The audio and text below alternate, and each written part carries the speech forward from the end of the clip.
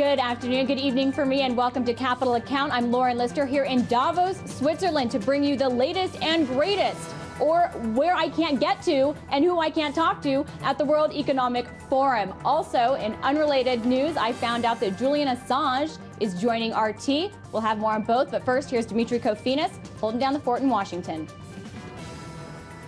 Thanks, Lauren. And back in Washington, last night was the president's annual State of the Union address. And although there might have been a lot of good rhetoric, what was the substance? And that's why I'm sending this Congress a plan that gives every responsible homeowner the chance to save about $3,000 a year on their mortgage by refinancing at historically low rates. No more red tape, no more runaround from the banks. But who does this program really benefit? The average American whose cost of living has been rising, or the financial industry by helping to roll over more debt onto an already bloated government balance sheet? And speaking of bloated balance sheets, the FOMC concluded its two-day meeting this morning. And you know what they say about the buck stopping with the president? What's often forgotten is where that buck starts. And it starts quite literally at the Federal Reserve. The committee decided to keep the target range for the federal funds rate at 0 to 1/4%, and currently anticipates that economic conditions are likely to warrant exceptionally low levels for the federal funds rate, at least until late 2014. Operation Twist continues, and so does the financial repression of 0% interest rates, at least until 2014. But how long will the bond market continue to submit to the whims of policymakers? And are the Fed's policies just moving us from zombie banks to a zombie economy? Let's get today's Capital Account.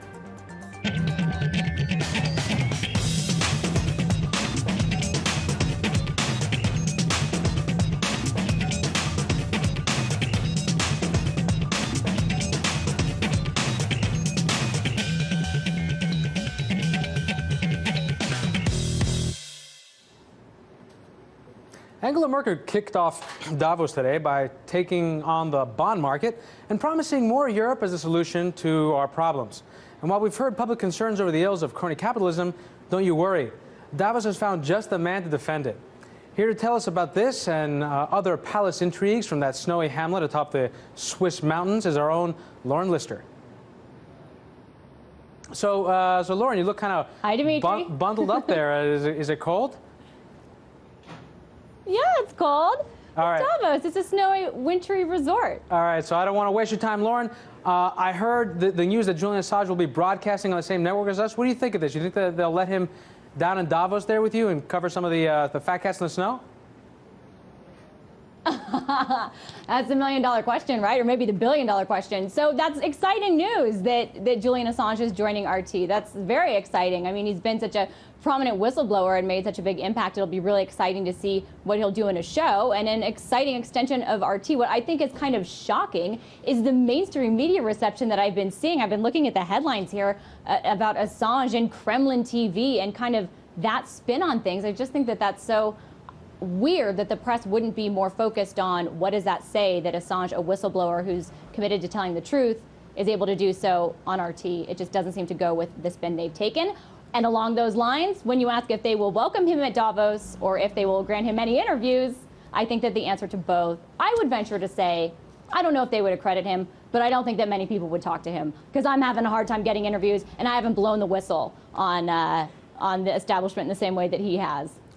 Well, as our own Max Kaiser said, there's a bull market in descent, so I'm sure he'll be welcome amongst the rest of us. As Max Kaiser says. Exactly. So, that's right. All right, so I don't want to sidetrack you, Lauren, on the official agenda. What are you hearing? I know Germany's Angela Merkel gave her opening remarks. I presume the Eurozone is on the top of the agenda?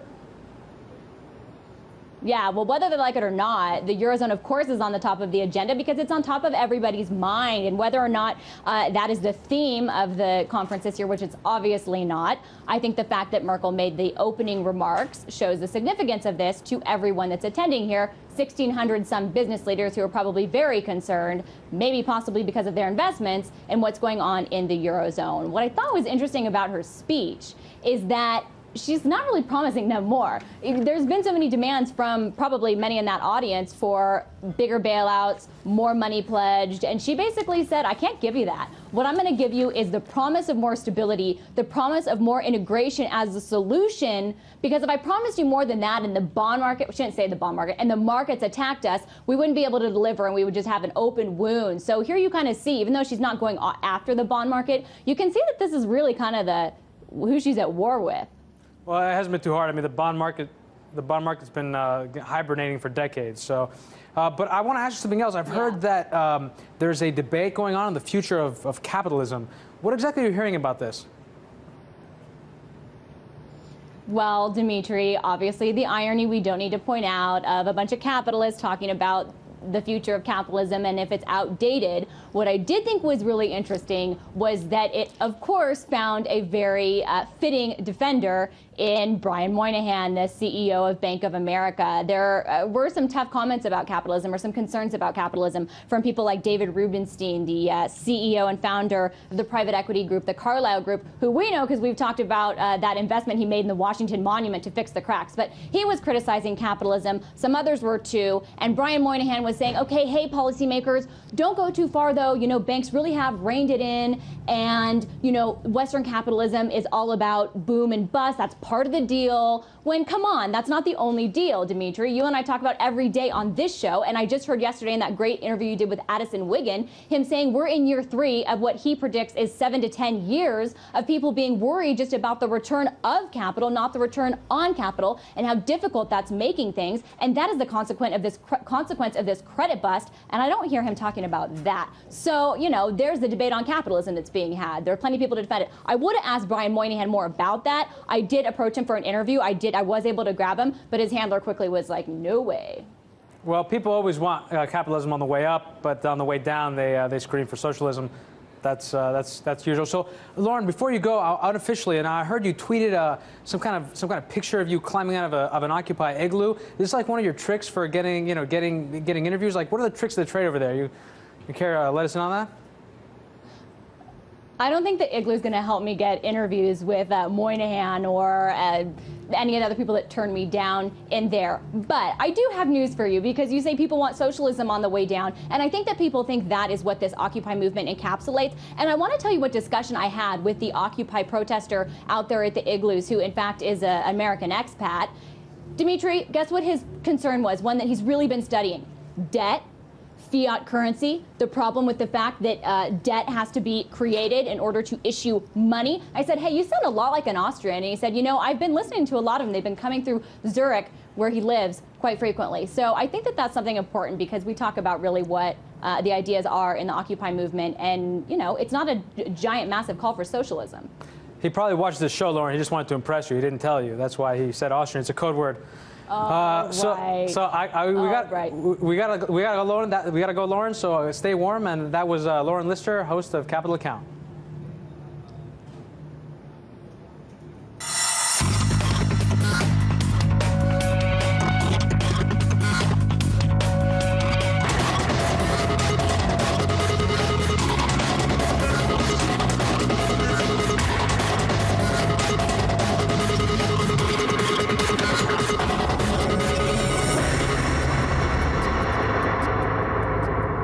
So earlier I spoke with Peter Schiff, CEO of Europe Pacific Capital, about the Fed's latest rate decision, some of the president's economic proposals during his State of the Union address, and what all this means for the broader economy. Take a listen. Well, it's a bad decision, and, you know, it shows that President Obama, when he gave his State of the Union address, he said that we can't go back to the same policies that created the housing bubble and the financial crisis. Well, we never discontinued those policies. We had a financial crisis in part because the Federal Reserve kept interest rates too low, and they're making the same mistake now. Interest rates are much too low, and now the Fed is saying they're going to stay low through pretty much the end of 2014. This is massive inflation that the Fed is going to create in order to try to artificially prop up the housing market, prop up government spending, a phony economy. All of this is going to come back to bite us. It's going to lead to a bigger disaster than the 2008 financial crisis. All right, well, I want to talk about that, because when people talk about inflation, there's obviously what consumers recognize as inflation when they go to buy everyday goods. But there's also the inflation of the broader monetary aggregates. And we actually have a chart of average monetary base increases it's up right there. And it actually shows a spike in the monetary base. We've shown variations of that graph before in this show, and you see it also in the Fed's portfolio. It expanded over 3 times since the crisis. But we haven't seen that same level of inflation in the broader aggregates, in other words, in the broader money supply. What's your take on that? Because that's kind of what we saw in Japan, right? The Japanese central bank tried to inflate the economy, but it really just created zombie banks that were living off life support. Yeah, and they succeeded in preventing a healthy deflation, which would have been beneficial for the Japanese economy. We're not going to be quite so fortunate. We're in much worse shape than Japan was when their central bank embarked on this foolish policy and their government. But inflation is that increase in the money supply.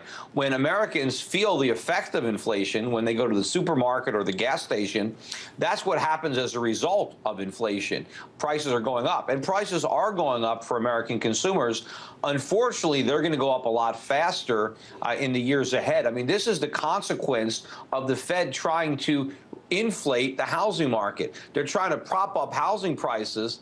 It's not working, but what is happening is the price of everything else is going up instead, particularly things that Americans have to buy on a daily basis of food and energy. Right, and it's not just the housing market. Everything is being propped up. But there's something else, though, that we saw. The Fed, I wouldn't describe this as quantitative easing in the same way that we saw previous QE1 and QE2. Maybe it's QE light, whatever you want to call it. But the Treasury market has been really resilient. It surprised a lot of people. Has it surprised you at all in the way that it's behaved? Because the Fed did stop that large-scale asset purchase program that it was doing for the first 2 years after 2008. You know, people doing stupid things doesn't really surprise me anymore because it's been going on for so long. I mean, I saw it in the internet stocks, I saw it in the housing market, and you now see it in the government bond market. But of course, a lot of this is manipulation. Central banks around the world, including the Federal Reserve, are buying all these bonds, and a lot of U.S. banks, because of the regulations, are basically being forced to buy these bonds. So there is a lot of phony demand for treasuries that's out there. But eventually, like all bubbles, it's going to burst. Treasury prices are going to plunge. Interest rates are going to skyrocket. I mean, it's a huge disaster that is waiting in the wings. I mean, if you watch the President's State of the Union address, you would have no idea. You know, it's kind of the equivalent of the captain of the Titanic sounding the all clear from the bridge, even after they've hit the iceberg. I mean, we are headed for a real financial disaster, yet he's talking politics as if it's business as usual. And I want to get to the president, but isn't there something that's counterintuitive there, though, that does support the Treasury market in the short term before rates will eventually rise? Because banks, let's say they have no really good place to put their money, especially with what the Fed is doing, twisting the curve, which also doesn't make sense to me, right? Because traditionally banks make money by borrowing short and lending long. So isn't there, if they potentially see a recession or a depression coming along, don't they want to try and remain liquid for the foreseeable future before they actually have to move out? They think they're liquid. They think they're liquid, and in fact, they are borrowing short and lending long. They're borrowing short from the Fed and lending long to the Treasury. But, you know, the spread there is pretty narrow, and the risk is enormous for the banks when interest rates eventually rise, which is another reason why the Fed is committed to keeping rates so low for so long, because it knows the minute it pulls the rug out from under the banks, they're going to fail again.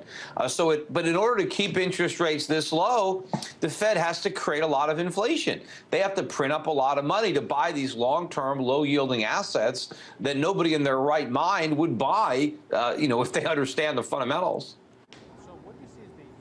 Still ahead, I continue my discussion with Peter on the Fed, the State of the Union, as well as a recent claim by economist Paul Krugman that we may be headed ever so slowly towards recovery. But first, your closing market numbers.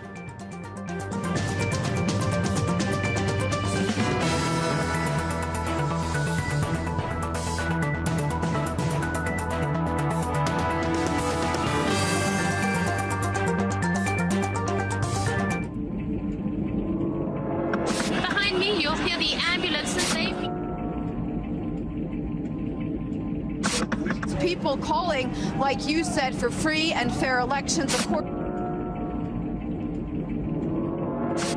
Again, we're still reporting from the streets of Oakland, where, as you can hear behind me, loud explosions, possibly. Cleavage, cheekbones, we do it all. Cleavage? I don't need it. But I gotta keep trying. Gotta keep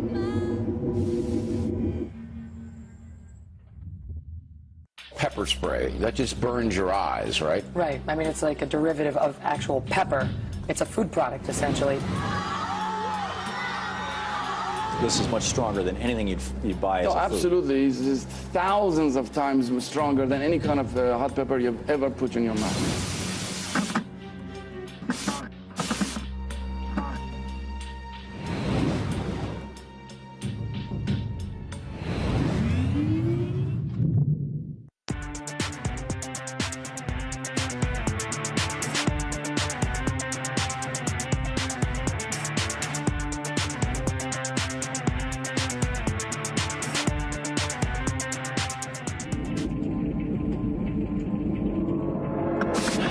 You'll hear the ambulances. People calling, like you said, for free and fair elections. Again, we're still reporting from the streets of Oakland, where, as you can hear behind me, loud explosions, possibly. Cleavage, cheekbones, we do it all. Cleavage? I don't need it. But I gotta keep trying. Gotta keep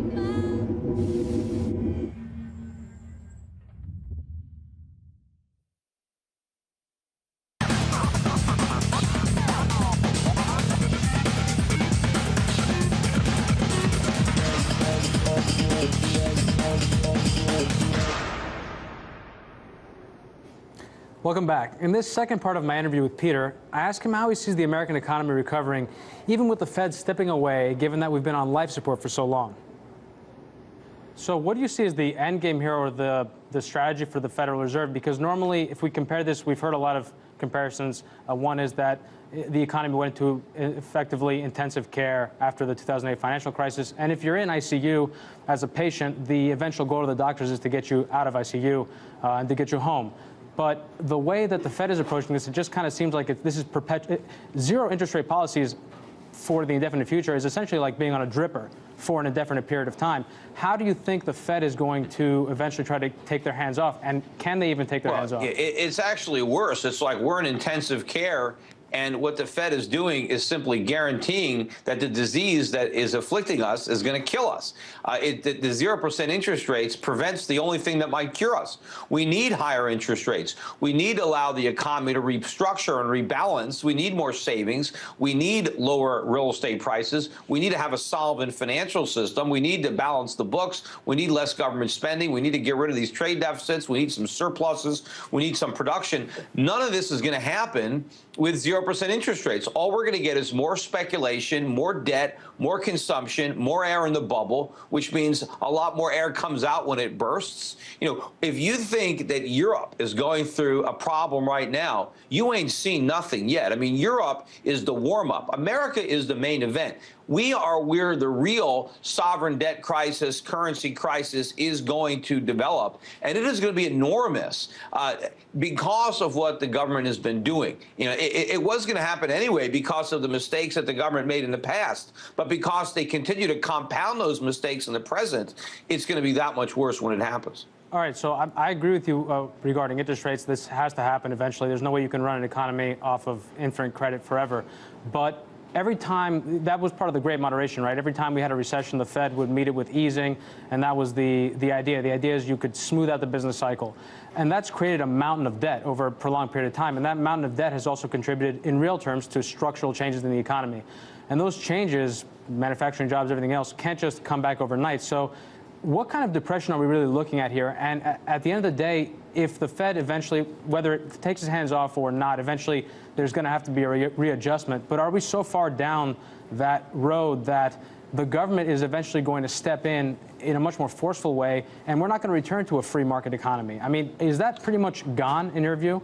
Well, we haven't had a free market economy in a long time, and we keep getting less and less free as the government continues to up the ante on its intervention. And the problem is, the more the government gets involved in the economy, the more they screw it up. And the more they screw it up, the more they get involved to try to solve the problems that they blame on the free market, but are actually a consequence of a lack of a free market and a direct byproduct of government policy and government intervention. But in answer to your question, we're going to have an inflationary depression. I think that's the worst kind. It's going to be worse than what we had during the 1930s. And every day the government only ensures that that depression is going to be that much deeper and last that much longer. And unfortunately, everything that the government is likely to do as a depression unfolds is going to exacerbate it and lengthen it. I mean, so we're not even close to having an understanding in Washington of what's causing the problem.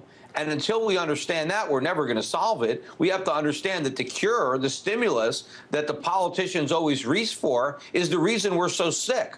And the more they stimulate the economy, the sicker it's going to get. So going back to my point, though, so we're really sick, right? And we were really sick during the Great Depression, and one of the outcomes was that was more government, and eventually there was World War II. Is there any way that we're going to be able to avoid some sort of this going from an economic crisis to a political crisis?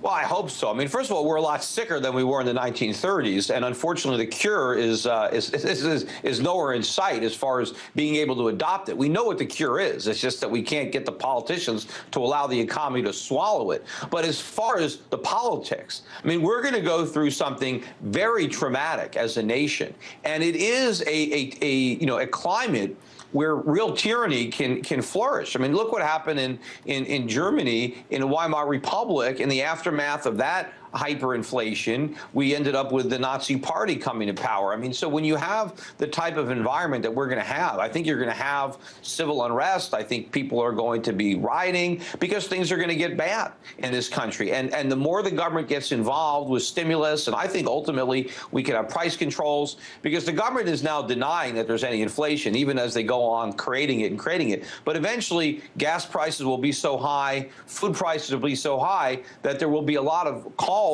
to do something about it. And rather than turning off the printing presses and raising interest rates, I think they're going to look to control prices, and that's just going to create shortages and compound these problems. And it's going to be a very, very dangerous environment for civil liberties. And who knows, the government's going to get bigger and bigger and looking to consolidate its power, maybe silence the voices of people who are pointing out the problems. They've already got it all set up now with terrorists. They've got a lot of power now because of the war on terror. Well, they can describe or classify anyone they want as a terrorist and now throw them in jail and lock away the key. So people who are trying to point out what the government is doing wrong on a monetary basis or as a fiscal basis, I mean, who knows? They could be characterized as terrorists. People who are using the black markets, people who are buying food or energy illegally might be considered terrorists. Who knows? But there is a lot of risk out there. I hope it doesn't play out that way. I hope that we can learn a lesson from this and understand that it is the government that has caused these problems. I mean, look at all the support that Ron Paul enjoys among younger Americans. They're hearing the message. They understand that it's the government, that it's the Federal Reserve. And so if we can spread that message and that understanding, and we can have a renaissance, a revolution of freedom and liberty, then maybe we can use the crisis to our advantage, to roll back government and to re-embrace our roots. So there is also the opportunity that we can make a positive situation come from this. But, we don't know yet. I mean, the history isn't closed. We still have to wait and see how it plays out. Well, I mean, I guess I'm not that hopeful. But speaking of government and government's role, we had the State of the Union last night, and I heard a lot of the same sort of things we've heard before. Obama talked about mortgage refinancing. He talked about student loans. One of the things I find really interesting is every time we have our standard of living has deteriorated over the course of many years, and one of the reasons for that is that prices have gone out of whack with people's incomes and wages. And every time we have price increases, it seems that the financial sector, in conjunction with the government, want to come in and provide cheaper loans in order to enable people to buy and spend things that are out of reach instead of letting prices adjust. So it creates debt accumulation. Now, one of Obama's latest plans is this mortgage refinancing. What is your take on that? Because it looks to me like all they're really doing is giving lower rates to people that already can't afford their mortgage. not allowing prices to adjust, and at the same time taking the liability and moving onto the government balance sheet away from private institutions. Yeah, this is more of a bailout where we're taking underwater mortgages out of the private sector and dumping these risky loans on the public sector. Meanwhile, we're allowing individuals to refinance them at a lower rate of interest. So those who pay are going to pay less. And that means when the people who default, the losses to the taxpayers are that much greater because of the fact that the performing mortgages are paying less. So this is the wrong thing to do. This is more of the very policies that Obama says we shouldn't go back to. He's expanding them. And, the irony of, when you talk about the student loans, the president was for more student loans, more aid and subsidies for education, and then he chastised universities for charging too much for college tuition. Why does he think they can do that? They do that because of all the government aid. If Obama wants colleges to lower their tuitions, stop subsidizing the students. Stop giving students money to pay the inflated prices. As long as we're subsidizing college and guaranteeing loans, Obama can scream all he wants, but the colleges are going to keep on raising prices. If he stops subsidizing the students, he won't have to beg colleges to cut their tuitions. They'll have no choice. They'll have to do it. All right, let me have another question for you, and this sort of ties into things, because a president is not expected to understand economics, but there seems to be this popular impression that mainline economists, these professional PhD economists, know what's best for the economy. And when they say jump, the politicians say how high.